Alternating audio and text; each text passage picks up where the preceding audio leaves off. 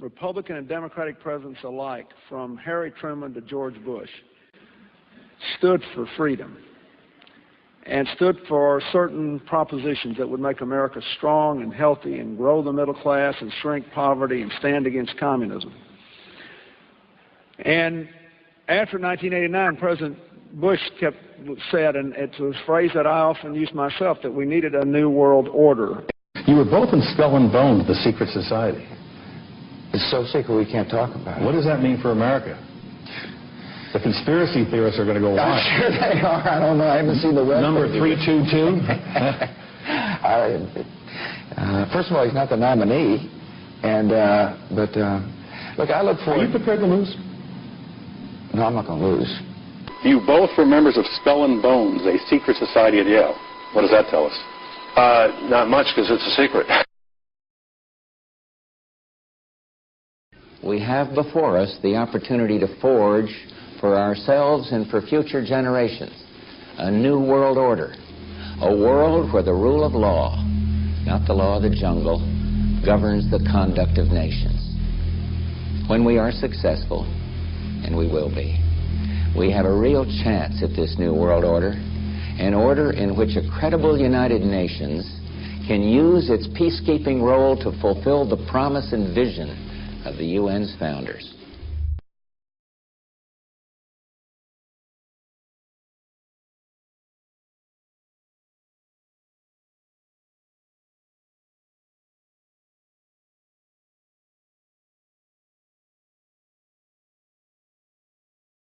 There's a chart I saw recently that I can't get out of my head. A Harvard business professor and economist asked more than 5,000 Americans how they thought wealth was distributed in the United States. This is what they said they thought it was. Dividing the country into 5 rough groups of the top, bottom, and middle 3 20% groups, they asked people how they thought the wealth in this country was divided. Then he asked them what they thought was the ideal distribution. And 92%, that's at least 9 out of 10 of them, said it should be more like this.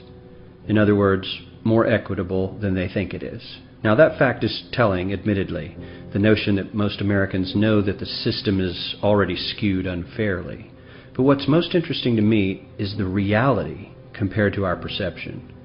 The ideal is as far removed from our perception of reality as the actual distribution is from what we think exists in this country.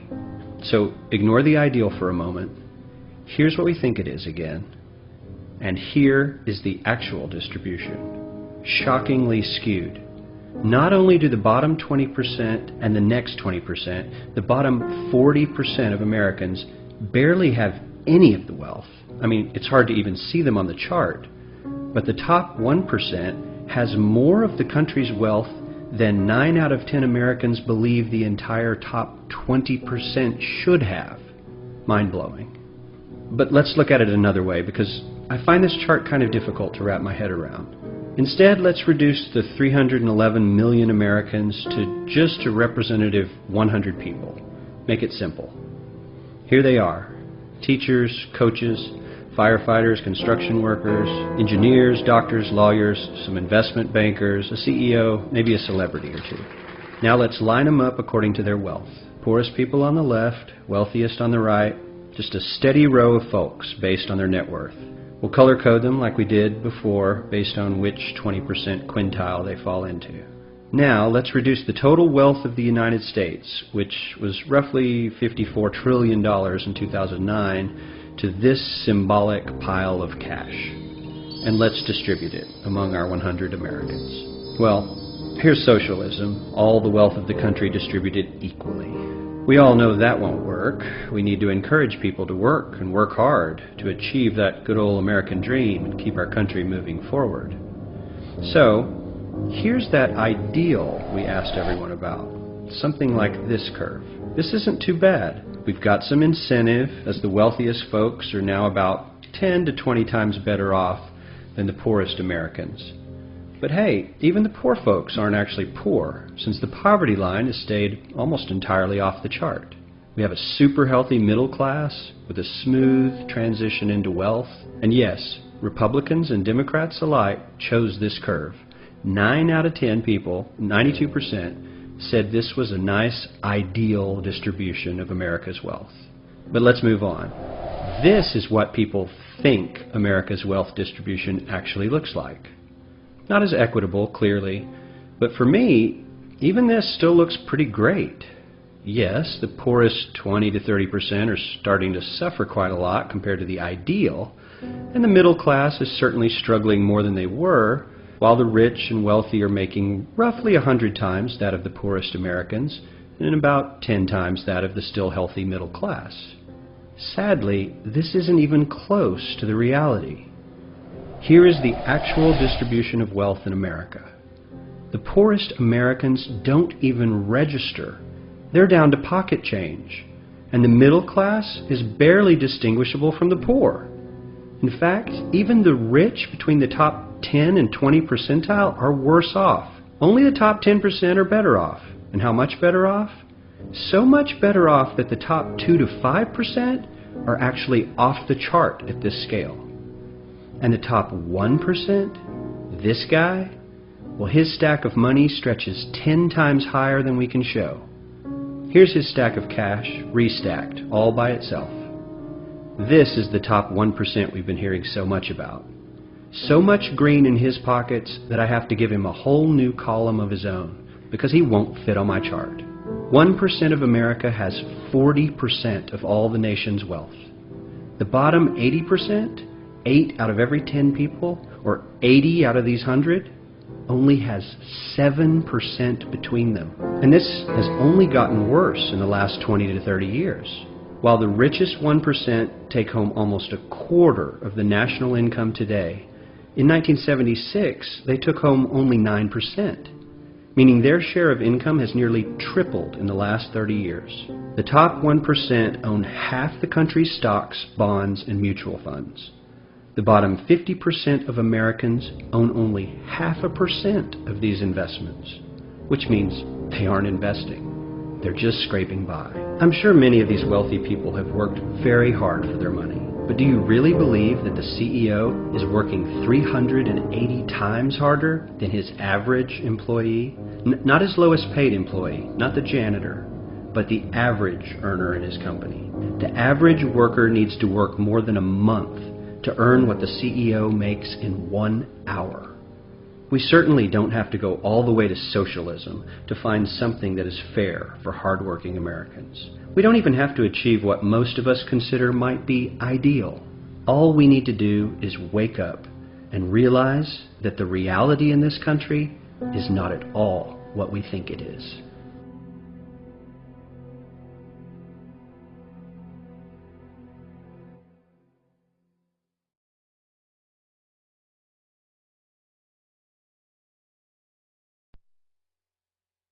Every human on this planet is enslaved, whether they know it or not. This is not the crude and primitive slavery of ancient times. It does not rely on whips and shackles to keep the oppressed in their place. These tools have been rendered obsolete by much more sophisticated methods. That most of the enslaved are unaware of their condition and would in fact argue fiercely that they are free is a testament to the effectiveness of these invisible chains.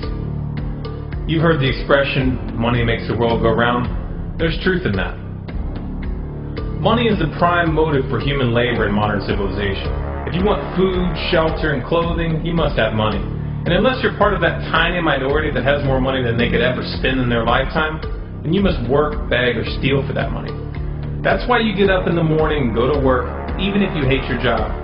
And that's why the specter of unemployment is more terrifying for most people than the prospect of spending 50 years of their life performing menial tasks within the confines of a fluorescent-lit cubicle. Of course, in Western countries, some are fortunate enough to have pulled away from the brink and do not live in fear that their basic needs will be met, at least for now. And yet they keep spinning the hamster wheel. Why is that? Could it be because money and the bling that it buys have become symbols of status and prestige? Money offers an illusory form of social validation, but even those who are not caught up in distinguishing themselves by how much they accumulate still must acknowledge the social stigma that comes with poverty. The combination of these primal motivators, the need for food, shelter, clothing, and social validation, is a very powerful force. It's enough to drive humans to engage in all forms of activity, even to the point of harming themselves or others in the process. The accumulation of money is therefore an accumulation of social and psychological power, and those who control the creation of money control this power at its source. So who controls the creation of money? Well, in the case of the US dollar, it's not the government. This shouldn't be an earth-shattering revelation. The fact that the Federal Reserve is a private institution owned by a cartel of the world's most powerful banks is quickly becoming common knowledge. Even the mainstream media doesn't deny it at this point. However, the full extent of what this means is only clear when you understand how the banking system really works. And unfortunately, this isn't something we're taught in school. Once you have it explained to you in simple terms, you'll understand why. Every dollar in circulation is loaned into existence by a bank. The process begins with the Federal Reserve when they loan out money to the U.S. government and to other entities. You've probably heard this talked about before, especially in regards to the interest rate on those loans, which the Federal Reserve raises and lowers depending on economic conditions. But what's never talked about in the mainstream is the fact that the Fed isn't actually loaning out money that they have. They are merely typing those dollars into existence on a computer. You may be inclined to believe that this money is based on some physical backing like gold, but you would be mistaken.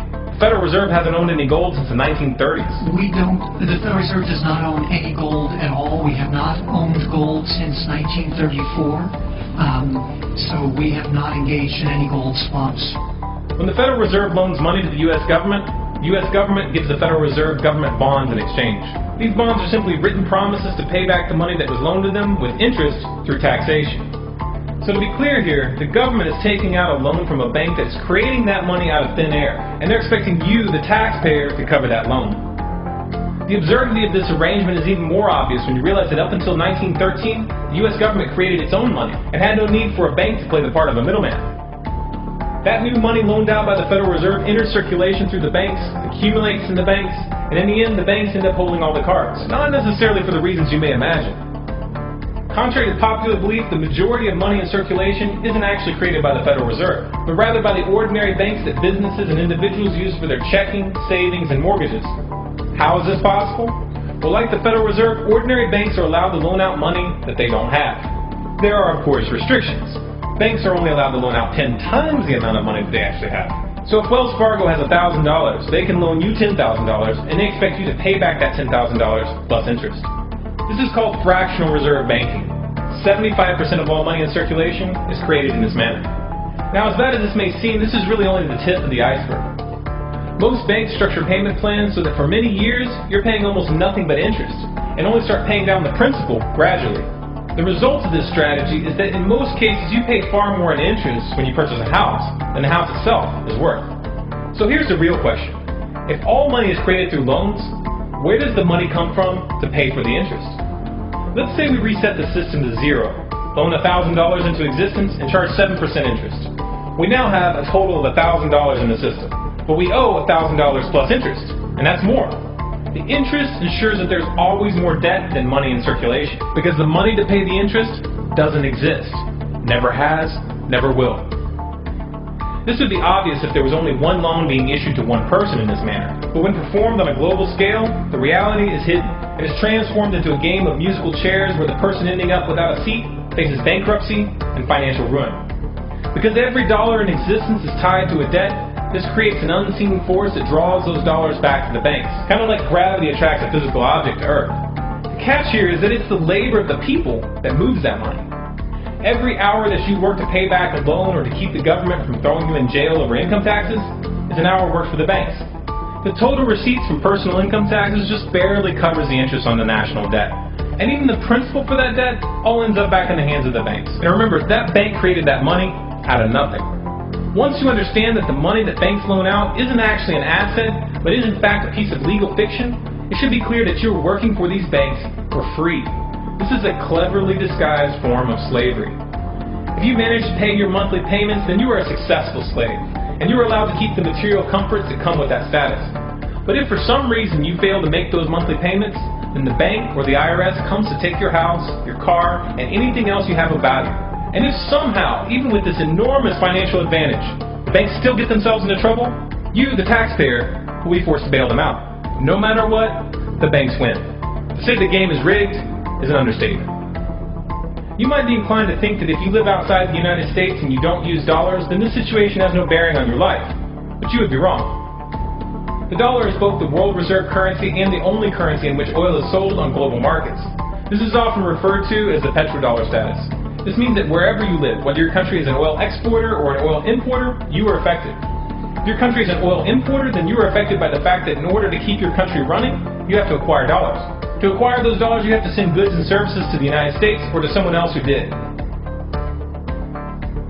Likewise, if your country is an oil exporter, you are affected by the fact that you send your oil to the U.S. in exchange for this debt-based money. You are exchanging something of real and tangible value for digits on a screen. And if for some reason the leadership of your country grows tired of this arrangement and tries to pull off the dollar, you'll quickly find the United States military at your doorstep ready to open up a can of democracy on you. Iraq learned this the hard way when they switched their oil sales to euros in 2000, and Libya when they tried to organize a gold-based currency for Africa. Debt-based money is a masterpiece of social engineering, the ultimate tool of the ruling elite. Yet in reality, the whole thing is nothing more than a construct of belief. Our chains are the chains of the mind, and the path to freedom must also begin in the mind. If we want a better future for our children and grandchildren, then we must work right now to reach a critical mass of awakening. Why did the United States attack Libya, Iraq, Afghanistan, and Yemen? Why are U.S. operatives helping to destabilize Syria? And why is the United States government so intent on taking down Iran, in spite of the fact that Iran has not attacked any country since 1798? And what's next? What are we headed for? When you look at the current trajectory that we're on, it doesn't make any sense at all if you evaluate it based on what we're taught in school. And it doesn't make any sense if you base your worldview on the propaganda that the mainstream media tries to pass off as news. But it makes perfect sense once you know the real motives of the powers that be. In order to understand those motives, we first have to take a look at history. In 1945, the Bretton Woods Agreement established the dollar as the world reserve currency, which meant that international commodities were priced in dollars. The agreement, which gave the United States a distinct financial advantage, was made under the condition that those dollars would remain redeemable for gold at a consistent rate of $35 per ounce. The United States promised not to print very much money, but this was on the honor system, because the Federal Reserve refused to allow any audits or supervision of its printing presses. In the years leading up to 1970, expenditures in the Vietnam War made it clear to many countries that the U.S. was printing far more money than it had in gold. And in response, they began to ask for their gold back. This, of course, set off a rapid decline in the value of the dollar. The situation climaxed in 1971 when France attempted to withdraw its gold and Nixon refused. On August 15th, he made the following announcement. I have directed the Secretary of the Treasury to take the action necessary to defend the dollar against the speculators. I have directed Secretary Connally to suspend temporarily the convertibility of the dollar into gold or other reserve assets, except in amounts and conditions determined to be in the interest of monetary stability and in the best interest of the United States. This was obviously not a temporary suspension, as he claimed, but rather a permanent default. And for the rest of the world who had entrusted the United States with their gold, it was outright theft. In 1973, President Nixon asked King Faisal of Saudi Arabia to accept only U.S. dollars as payment for oil and to invest any excess profits in U.S. Treasury bonds, notes, and bills. In return, Nixon offered military protection for Saudi oil fields. The same offer was extended to each of the world's key oil-producing countries, and by 1975, every member of OPEC had agreed to only sell their oil in U.S. dollars. The act of moving the dollar off of gold and tying it to foreign oil instantly forced every oil-importing country in the world to start maintaining a constant supply of Federal Reserve paper. And in order to get that paper, they would have to send real physical goods to America. This was the birth of the petrodollar. Paper went out, everything America needed came in, and the United States got very, very rich as a result. It was the largest financial con in recorded history.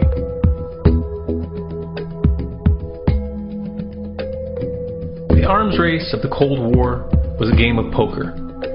Military expenditures were the chips, and the U.S. had an endless supply of chips.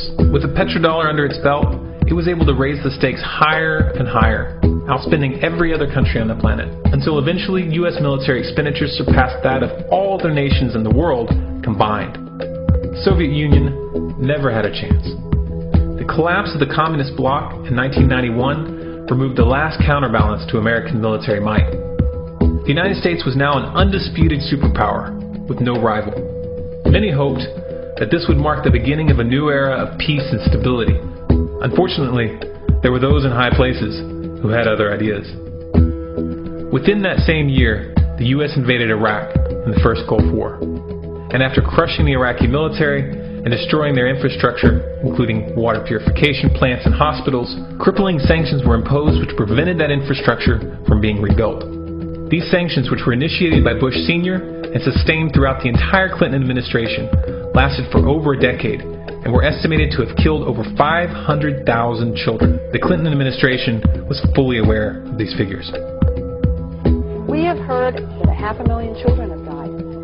I mean, that's more children than died in Hiroshima. And, you know, is the price worth it? I think this is a very hard choice, but we think the price is worth it. Miss Albright, what exactly was it that was worth killing 500,000 kids for? In November of 2000, Iraq began selling its oil exclusively in euros. This was a direct attack on the dollar and on U.S. financial dominance, and it wasn't going to be tolerated.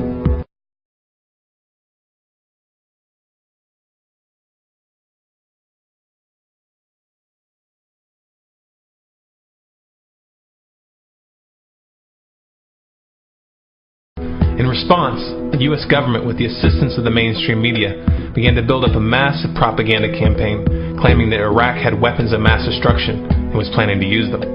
In 2003, the U.S. invaded, and once they had control of the country, oil sales were immediately switched back to dollars. This is particularly notable due to the fact that switching back to the dollar meant a 15 to 20% loss in revenue due to the euro's higher value. It doesn't make any sense at all unless you take the petrodollar into account.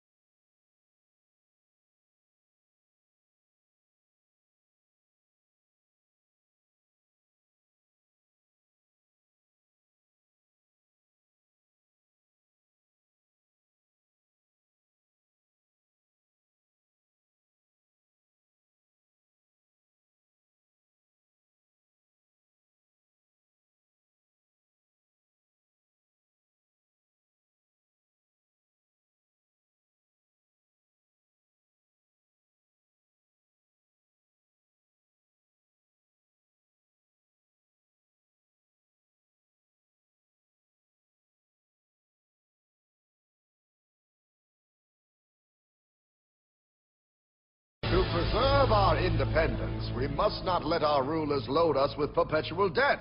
We must make our choice between economy and liberty or profusion and servitude. Wow. I place economy among the first and most important of Republican virtues, and public debt is the greatest of the dangers to be feared. It is incumbent on every generation to pay its own debts as it goes. We must have a central bank to secure this country's finances. If the American people ever allow private banks to control the issue of their money, first by inflation and then by deflation, the banks and corporations that will grow up around them will deprive the people of their property until their children will wake up homeless on the very continent their fathers conquered. For we are opposed around the world by a monolithic and ruthless conspiracy that relies primarily on covert means for expanding its sphere of influence What's happening? Where am I? I believe perhaps you understand now, pal, but you are afraid. JFK. Hartman, what does this have to do with my house and my dog? Oh, okay, that's enough. I want to go home now. This is the last president to stand up to the Fed. You must see. On June 4, 1963, President Kennedy signed Executive Order 11110. This executive order empowered the U.S. Treasury to issue real money without the Fed. It would have worked. Kennedy's plan to dismantle the Federal Reserve machine had begun. But 6 months later, John F. Kennedy went to Dallas and never returned. No way. No way they could do that. The new president, Lyndon Johnson, threw out Kennedy's order. And since JFK, no president has dared confront the secret powers behind the Federal Reserve. They consolidate bigger and bigger banks, print more and more money, accountable to no one, decimating our nation's wealth for the benefit of a few. Why? Why do this?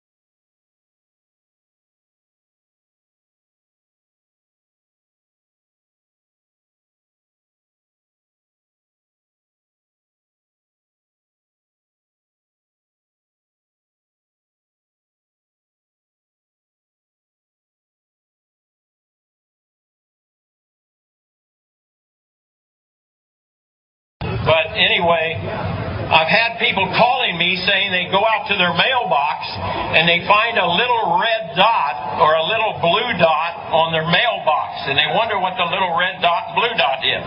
Well, it's marking your mailbox by the government, so when foreign troops come in here on us after martial law, if you have a red dot on your mailbox, they take you out immediately and shoot you right in the head. But if you have a blue dot, they take you to the FEMA camps being built by Halliburton right now to house 50 million Americans. They're building enough concentration camps in America by Halliburton that Cheney's getting rich off of, Vice President Cheney's getting rich off of, to put those with the blue dot on your mailbox in those concentration camps. Now, if you go out and you find a pink dot on your mailbox, that means that they believe you'll be a good slave and you're going to go along with the program and serve our international Antichrist masters. So watch for that dot.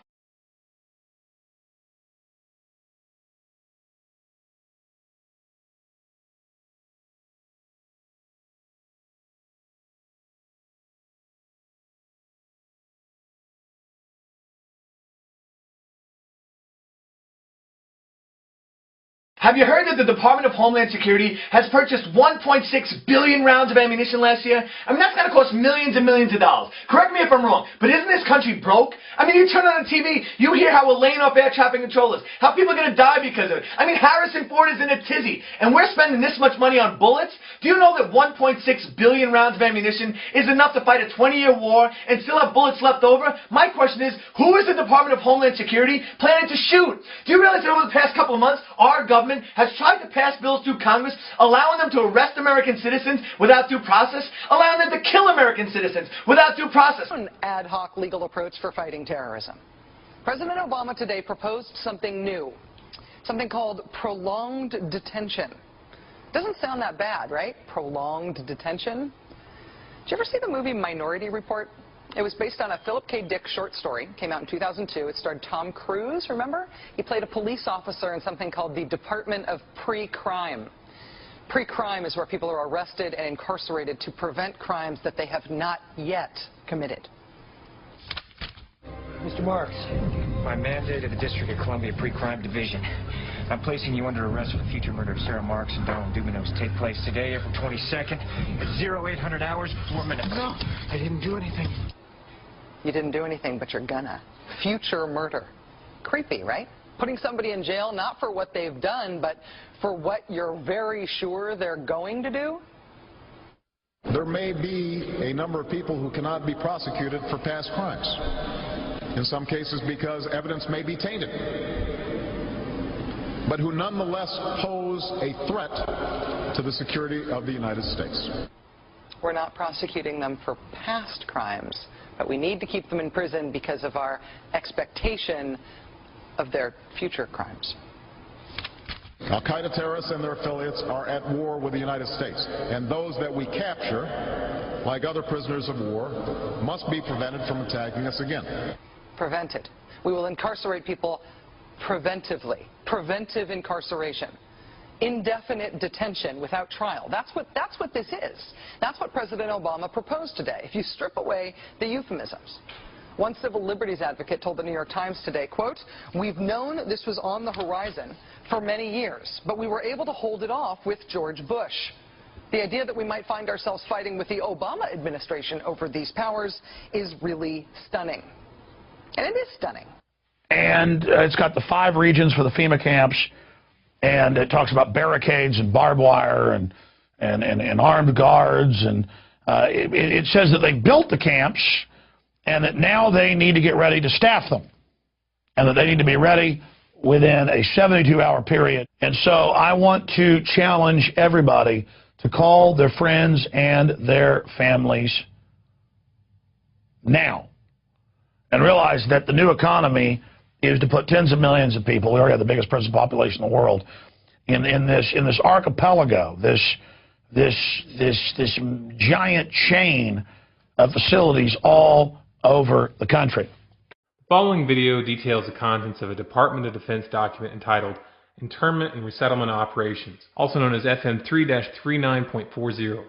The document is 325 pages long and it is signed by Joyce E. Morrow, Administrative Assistant to the Secretary of the Army. It was created in 2010, however, has just been recently leaked to the public via the internet and can now be downloaded from multiple sources. In the description below, you'll find a download link for the document. I strongly encourage you to download it yourself and to verify everything that's being said here.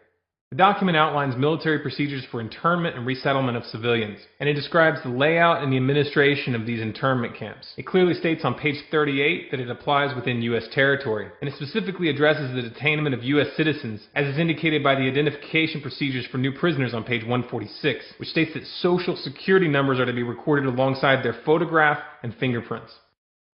Included in the list of organizations which may be involved in these internment operations are the Department of Homeland Security, FEMA, the Department of Defense, and the United Nations.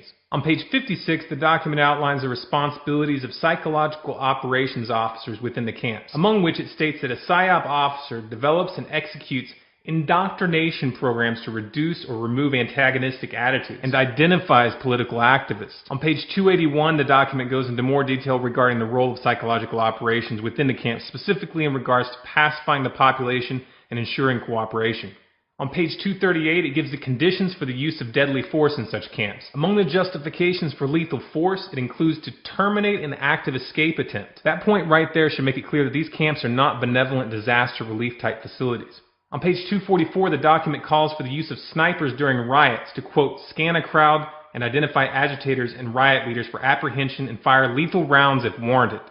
On page 260, it shows the basic layout for a facility focusing on detainment. It is depicted with interrogation areas, tribunal areas, and mortuaries. Each detainment facility is designed to hold 4,000 prisoners, and they are depicted with multiple levels of barbed wire separating compartments within the facilities, with a double barbed wire fence enclosing them, and watched over by 24 guard towers. On page 261, the document depicts the layout for what they call civilian resettlement facilities, which are designed to house 8,000 people. Though it uses the word resettlement, the plans show multiple levels of barbed wire dividing the sections of the facility, with double barbed wire fencing on the outside, as well as 16 guard towers.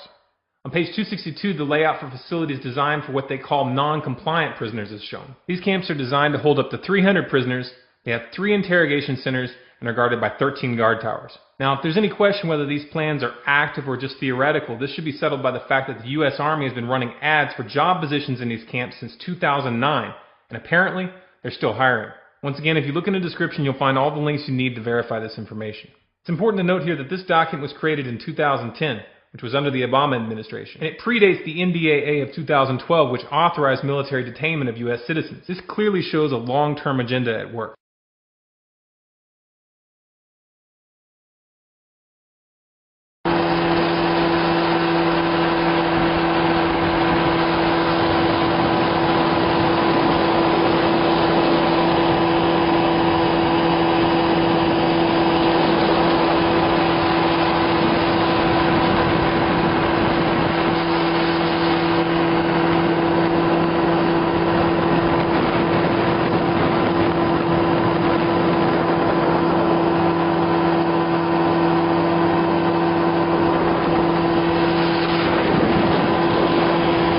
Listen to this, folks.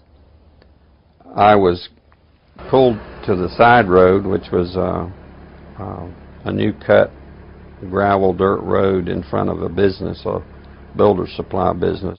And the right side of the road was filled with, which I thought was portable toilets. I never looked at them that close. Same in color, maybe black, but which was an odd color. And I asked him about the field of black boxes.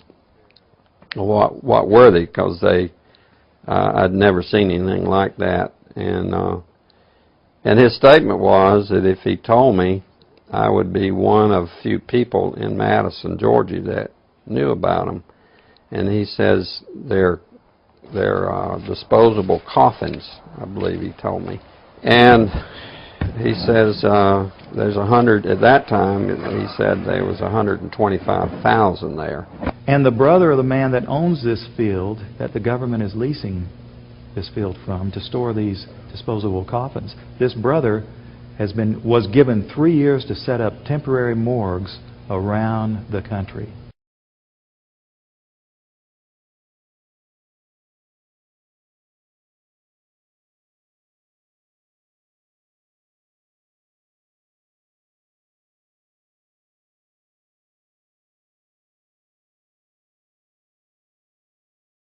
We now have a policy, as exemplified by the FBI brochure from the on counterterrorism, which says people who are defenders of the U.S. Constitution against federal government and the UN, and make numerous references to the U.S. Constitution, should be monitored as potentially murderous and fanatical terrorists.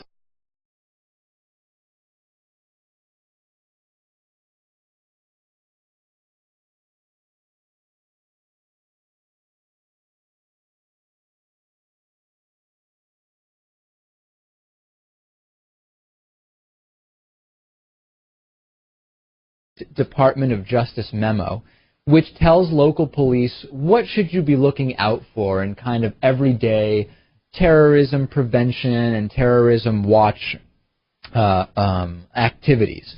And one of the things that is considered a potential terrorist risk is individuals who harbor doubts about the official story regarding 9/11. The memo adds 9/11 official story skeptics to the growing list of targets.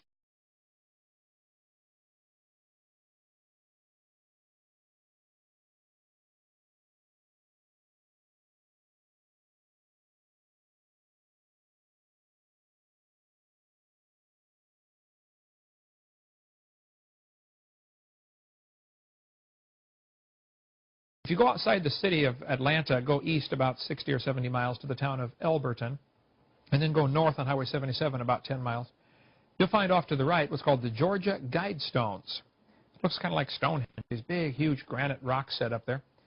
This was done by a guy, we have a pseudonym, came in, paid cash, had this company set these things up in 1980. He called himself R.C. Christian, but that's not his real name. It says right on the stones, a pseudonym, false name. On these Georgia Guidestones, it gives the 10 Commandments for the New World Order. 10 Commandments for the New World Order. The first commandment was to maintain humanity under 500 million. I went there and looked at those things and said, now, hold on a minute. Today's population is 6 billion. They want to maintain humanity under 0.5 billion. Looks like a lot of people got to die for their plan to work, which is, by the way, the plan.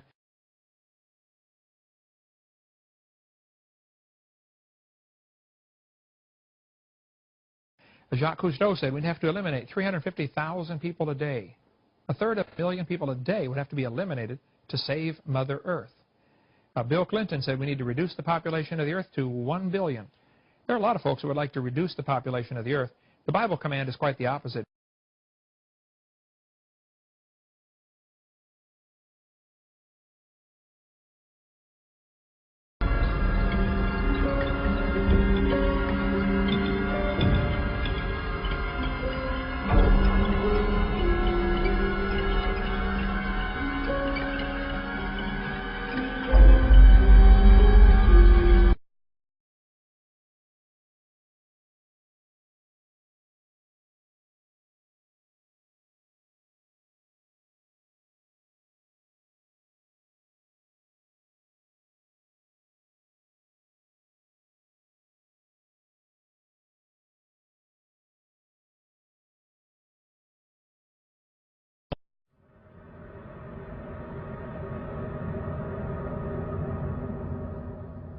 My friends, the information that you are about to witness from all of my years of research is the most important.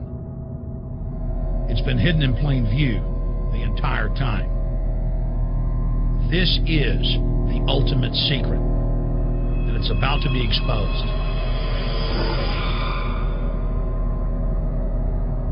I have hundreds of government documents, textbooks, white papers, where for over 80 years, the elite of the Western world have talked about adulterating food and water to sicken and sterilize the population for the purpose of eugenics.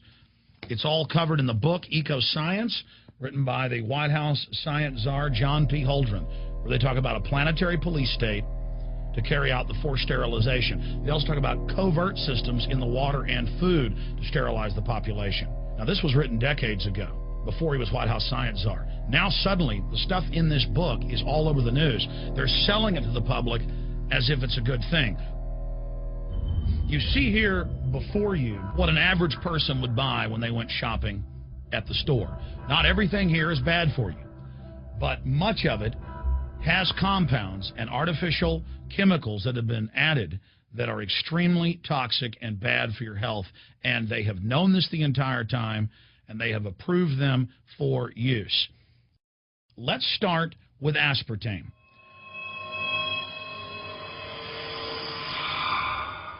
You cannot go to the grocery store now and buy any type of even regular sugar gum that hasn't had aspartame added to it.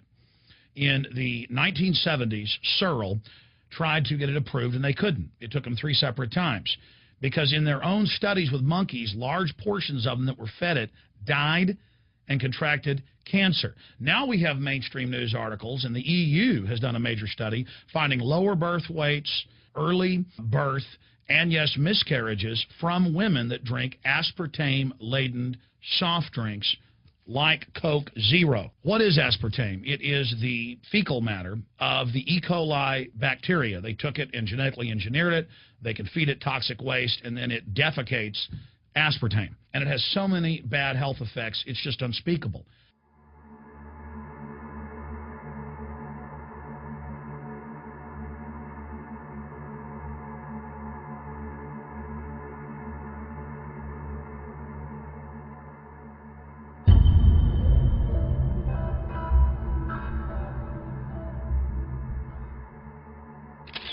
This is being done by design. It's also very, very addictive. But let's just go ahead and move away from aspartame and talk about McDonald's and chicken McNuggets. Now, I remember a decade ago or so reading health advisories claiming that a form of plastic that's used in silly putty, basically a type of silicone, was in the chicken McNuggets, but also in many other TV dinners and other foods. It is illegal in every other nation in the world to add these chemicals to the food, but it's not in the United States. The big secret is all of this was done by design by the FDA. Look at all the drugs they've approved, and then it comes out later that they knowingly approve them when these drugs are causing heart attacks and cancer.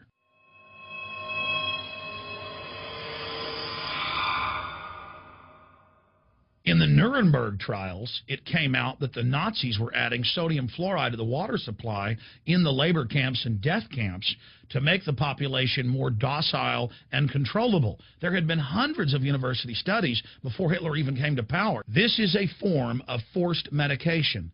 They admit that 1 part per million of sodium fluoride more than doubles the chance of bone cancer in boys and men. As the public became educated in the last few decades, the government and industry's response was to not just put it in water, but to start adding it to thousands of products like children's water that's mixed with their formula or with their cereal. They started adding as much as 900 parts per million in things like powdered eggs. It causes reductions in IQ. It increases sterility or lack of fertility. And it's being added to so many of the daily staples that we consume. We'll get back to food additives in a moment. But first, I wanted to look at genetically modified organisms.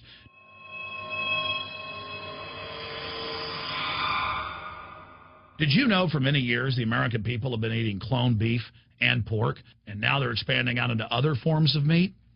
Let's look at salmon first. Major university studies conclusively have proven that the type of genetically modified salmon that is actually a cross species, they've mixed other animal genes in with it, that when this fish is introduced with wild natural salmon, within 40 generations, all of the natural salmon are extinct.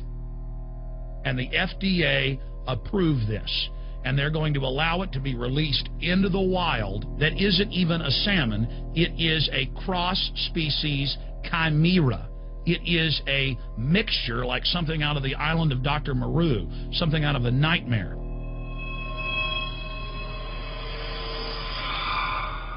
More than 85% of the corn now consumed in the United States, and it's also starting to trend that way in Europe and Canada, is genetically engineered.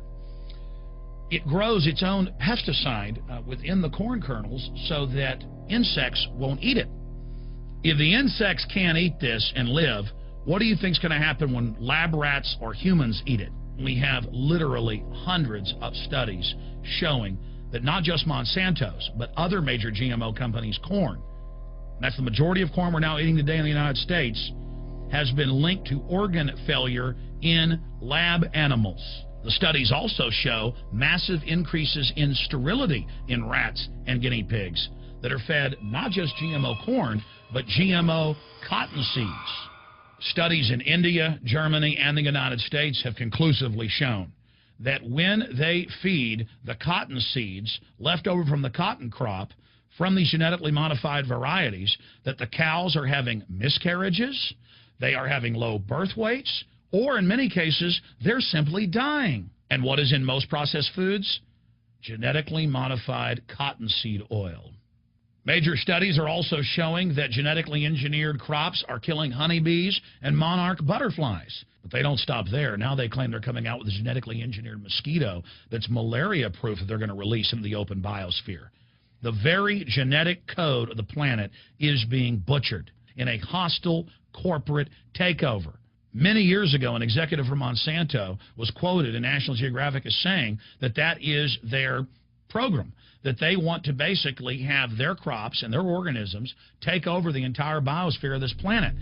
And the major genetic engineer companies have focused mainly on 8 major food crops. Now they're expanding out into hundreds and hundreds and hundreds of other plants, literally changing the genetic code of the planet. This is a genetic dictatorship. This is genetic vandalism. And that's why the Rockefellers, the United Nations, and others have built these giant armored seed vaults all over the world, not just at the Arctic Circle. And they admit they're doing it in case all of this gets out of hand, that they'll have a type of Noah's Ark.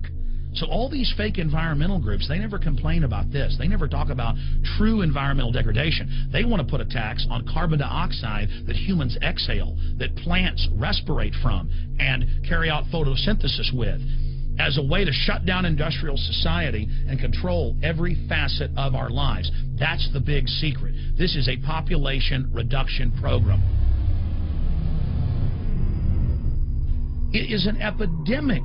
The sperm count has dropped in the Western world exponentially. Even the government has been predicting within another generation almost everyone is going to be sterile.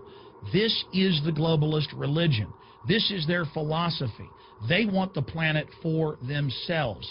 The UN has said that their stated plan is an 80% population reduction. You've heard Ted Turner call us useless eaters and feeders and say that 80% of us need to be killed.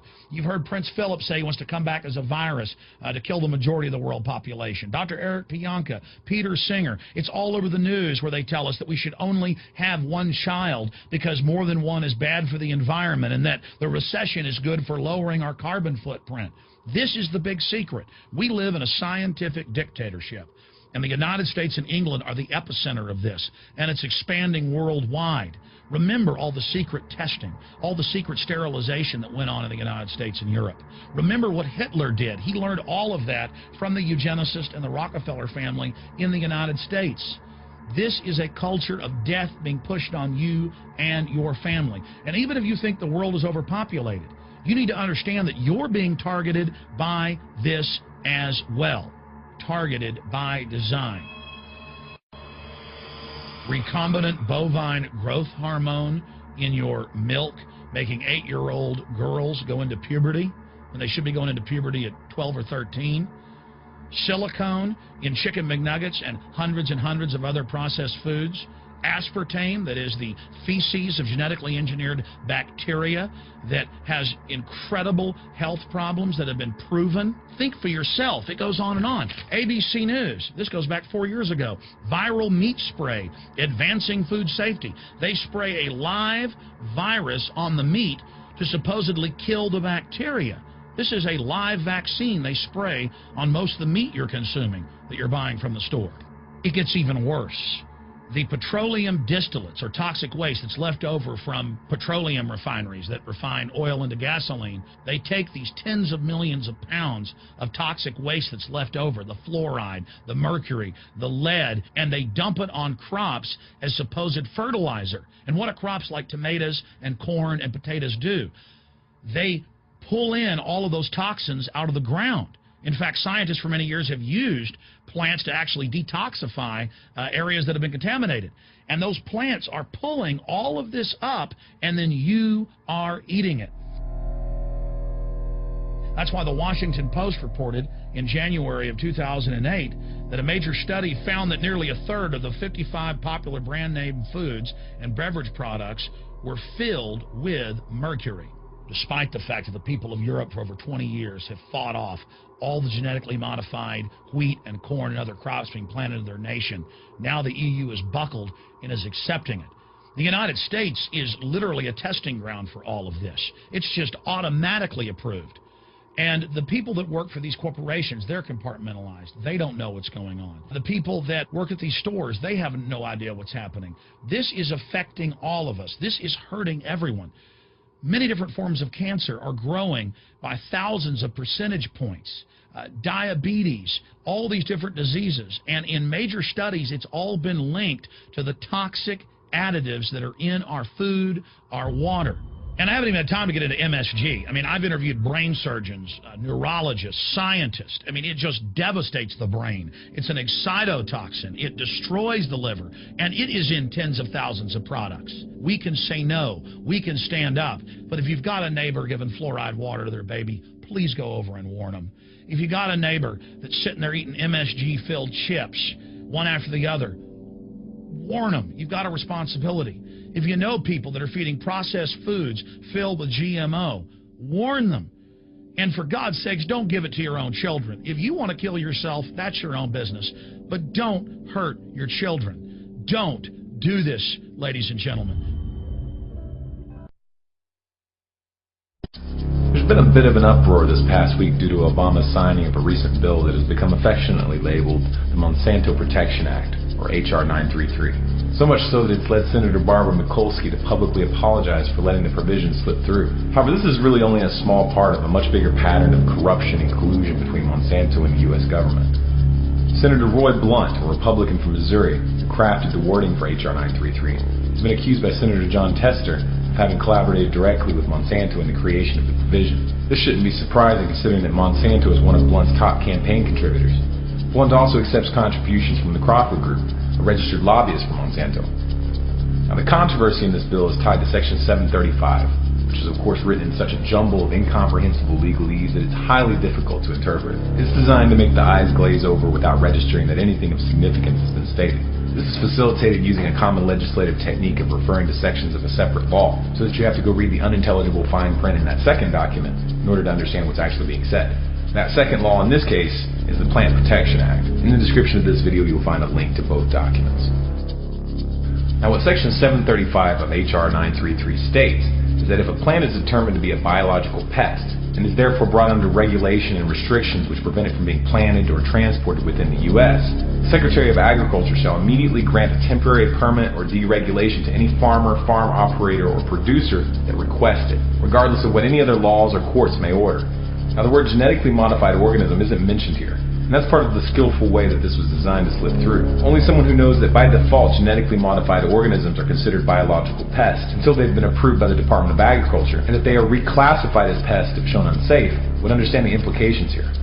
To distill this down to one sentence, if a farmer wants to grow a genetically modified plant that's been outlawed because it's been found to be harmful to the environment or human health, all they need to do is contact the Secretary of Agriculture and they will be immediately issued a permit to cultivate these plants. Essentially, it makes it impossible to stop a genetically modified plant from being used in the United States, regardless of any laws or rulings that are made to outlaw them.